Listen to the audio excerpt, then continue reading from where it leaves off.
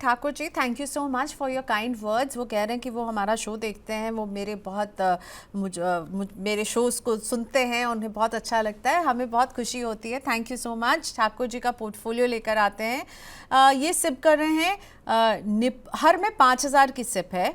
Divide किया इन्होंने Nippon के लार्ज कैप, कोटक के मल्टी कैप, मोतीलाल ओसवाल के लार्ज एंड मिड कैप, बंधन के small cap, Invesco flexi cap और आईसीआईसीआई के मल्टी एसेट फंड में। इन सभी में 5,000 30,000 की सिप कर रहे हैं।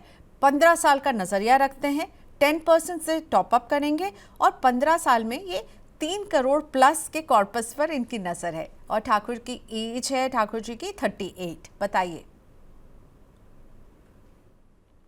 15 साल का नजरिया से वो इन्वेस्ट कर रहे हैं और उनका 3 करोड़ का है। तो स्टेप अप के जरिए अगर आप करते रहेंगे 30,000 रुपया 15 साल के लिए, तो 12% के हिसाब से 2.48 बन रहा है। थोड़ा आपको ये रकम को बढ़ाना पड़ेगा। 30,000 के बदले में मान लीजिए आप अगर 3,000 रुपये और एक्स्ट्रा, मतलब 10% अभी कर दें और फिर बाद में उसको स्टेप अप करते जाएंगे, 2.73 तक आता है। तो 3 या 5,000 रुपये का सिर्फ अगर आप बढ़ा दोगे और उसको स्टेप अप करोगे तो अब अपनी टारगेट की तरफ पहुंच जाओगे। जहां तक आपका फंड्स का सवाल है, आपने चुना है large cap, multi cap. Second, I can not see this portfolio. Yes, I don't see. आपने 6 फंड्स चुना है, 6 में आपने पूरा एग्जैक्टली डिवाइड किया हुआ है। आपके लिए भी यही सुझाव है, जब आप स्टेप अप कर रहे हैं तो प्योर स्मॉल और मिड कैप फंड के बदले में आपके पास जो ऑलरेडी है, जैसे इन्वेस्ट को फ्लेक्सी कैप है आपके पास, एक मल्टी एसेट फंड भी आपने रखा है जिसमें गोल्ड और डेट वगैरह होगा, तो आप फ्लेक्सी कैप, मल्टी कैप ऐसे फंड्स में आप स्टेप अप कीजिए। जैसे हमने बताया, आपका टारगेट तक पहुंचने के लिए आपका जरूरी है कि आप अपने सिप को बढ़ाएं।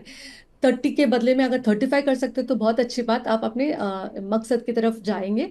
तो वो जो बढ़ा रहे हैं वो फ्लेक्सी कैप, मल्टी कैप वैसे फंड्स में आप बढ़ाइए, ना सिर्फ कि डायरेक्ट प्योर मिड और स्मॉल कैप में, क्योंकि ये जरूरी है कि वॉलेटिलिटी भी कम हो, रिस्क भी कम हो और रिटर्न भी अच्छा खासा मिले। ओके, चलिए अगला क्वेश्चन मैं ले रही हूँ घनश्याम जी का। और घनश्याम जी पूछ रहे हैं, अभी जो एनएफओ खुला है वो भी most talked about mutual fund company का, जियो ब्लैक रॉक के जो 5 एनएफओ खुले हैं, वो पांचों में ही निवेश करना चाहते हैं 5 लाख रुपए का। और पूछ रहे हैं कि क्या मुझे यह निवेश करना चाहिए। इनफैक्ट घनश्याम जी की तरह हमसे दयाशंकर प्रजापति भी जियो के ही फंड के बारे में पूछ रहे हैं। जियो ने ये 5 जो है इंडेक्स फंड ही लॉन्च किए हैं। 4 जो है वो इक्विटी इंडेक्स फंड है और एक जो है वो जीसेक गवर्नमेंट सिक्योरिटीज वाला फंड है। तो इनका कहना है, दयाशंकर पूछ रहे हैं कि स्मॉल कैप फंड जियो का जो है वो कैसा है। बताइए, जियो में इंटरेस्ट काफ़ी है प्रतिभा इन्वेस्टर्स का। घनश्याम जी कह रहे हैं 5 लाख रुपए लगाने, पांचों फंड में लगा दूं क्या। और दयाशंकर पूछ रहे हैं स्मॉल कैप कैसा है। देखिए, इंडेक्स फंड मैं नहीं बताऊंगी कि सिर्फ इंडेक्स करो या सिर्फ एक्टिव करो, दोनों ही करना चाहिए। तो आपको दो चीज याद रखना है, जब आप इंडेक्स में इन्वेस्ट करते हो तो जरूरी नहीं है आपको एग्जैक्टली इंडेक्स जैसा रिटर्न्स मिले, एक ट्रैकिंग एरर भी होता है। तो आप कोई कैटेगरी में, जैसे आपने सोच लिया कि मैं लार्ज कैप कैटेगरी में इंडेक्स फंड लूंगा और स्मॉल कैप या मिड कैप कैटेगरी में मैं एक्टिव फंड्स लूंगा, तो ये अच्छा कॉम्बिनेशन एक बना सकते हैं आप। जब आप एक्टिव फंड्स लेते हैं तो आपको ट्रैक रिकॉर्ड देखना बहुत जरूरी है कि कैसे। जब आप इंडेक्स लेते हैं, जैसे आपने बताया इंडेक्स फंड में इन्वेस्ट करना, इंडेक्स लेते हैं तो आपको ये चेक करना जरूरी है कि ट्रैकिंग एरर कितना है। वो ऑपरेशन होने के बाद ही पता चलेगा कि कितना ट्रैकिंग एरर है। You are not likely to go wrong in a big way. But अब आप एक्टिव फंड्स जब आप करते हैं तो ये जानना जरूरी है कि उनका थिंकिंग प्रोसेस क्या है, कितना कंसिस्टेंट है, कितने साल से। जब ऊपर जाता है मार्केट तो कितना अपसाइड कैप्चर होता है, नीचे आता है तो कितना कम डाउनसाइड कैप्चर होता है, ये सब देखना जरूरी है। एक और बात आपने बताई प्रियंका कि जी सेक्टर बॉन्ड में आप इन्वेस्ट करना चाहते हैं।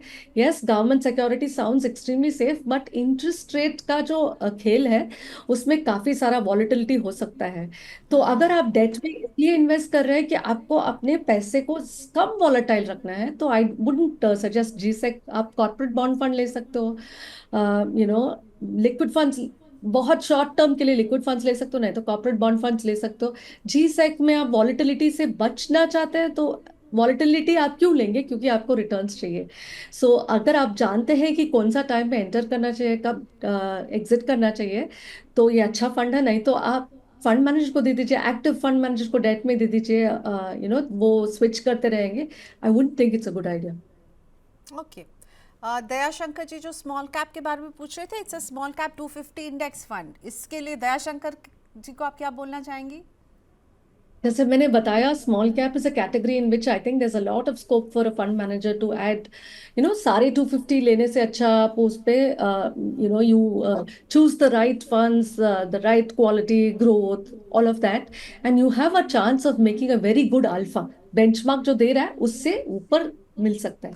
लेकिन अगर आप संतुष्ट है कि मुझे बेंचमार्क जैसे रिटर्न चाहिए तो ठीक है, but under normal circumstances I would think in this category it may be a better idea to go with an active fund with a good track record. और बहुत सारे ऐसे फंड्स हैं, आप तो जानते ही हैं निप्पॉन स्मॉल कैप ने कैसे वेल्थ बना के दिया है लोगों को। और आज की तारीख में आप मोतीलाल ओसवाल देख लो, बंधन देख लो, अच्छा खासा अल्फा क्रिएट करते हैं ये फंड्स। तो if you have the option और आपने देख ही लिया परफॉर्मेंस, तो why not go with this funds.